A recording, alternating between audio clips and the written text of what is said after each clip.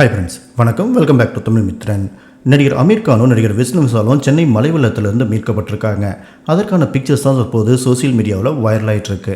சென்னை காரப்பாக்கம் முழுசும் மலை வெள்ளம் வடியாமல் தேங்கி இருக்கிறதால வீடுகள் எல்லாம் தண்ணீர் புகுந்து பொதுமக்கள் கடுமையான அவதிக்குள்ளாயிருக்காங்க. இதை தொடர்ந்து தன்னோட வீட்டுக்குள்ளேயும் வெள்ளம் புகுந்துடுச்சு, தண்ணீர் வடியவே மாட்டேங்குது அப்படின்னும், இங்கே கரண்ட் இல்லை, ஃபோன் சிக்னல் இல்லை, ரொம்ப நேரமாக நான் டெரஸில் தான் இருந்துகிட்ருக்கேன் அப்படின்னு போஸ்ட் போட்டிருந்தாரு விஷ்ணு விஷால். அதே போல் பாலிவுட் ஸ்டார் அமீர் கானும் அதே ஏரியாவில் தான் பக்கத்தில் இருந்திருக்காரு. நடிகர் விஷ்ணு விஷால் போஸ்ட் போட்ட சில மணி நேரங்களில் அங்கே வந்த ஃபயர் அண்ட் ரெஸ்கியூ டிபார்ட்மெண்ட் அவங்கள மீட்டிருக்காங்க. இந்த போஸ்ட்டை பார்த்த பலருக்கும் ஆச்சரியமாக இருந்தது. அமீர் கான் அங்கே எப்படி வந்தார், சென்னையில் இவ்வளோ மழை வெள்ளம் போயிட்டுருக்கிற இந்த நேரத்தில் அவர் எப்படி அங்கே இருக்கார் அப்படின்னு ஆச்சரியப்பட்டு ரிப்ளை பண்ணி கொஸ்டின் பண்ணிட்டு இருந்தாங்க.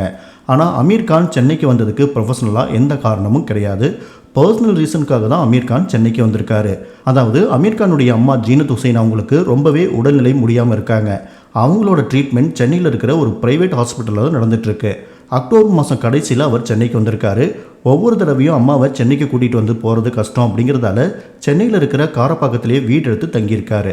கிட்டத்தட்ட 2 மாதங்கள் சென்னையில் இருக்கிறது அப்படின்னு முடிவு பண்ணி தன்னோட படப்பிடிப்பெல்லாம் கேன்சல் பண்ணிவிட்டு காரப்பாக்கத்தில் வந்து தங்கியிருக்காரு.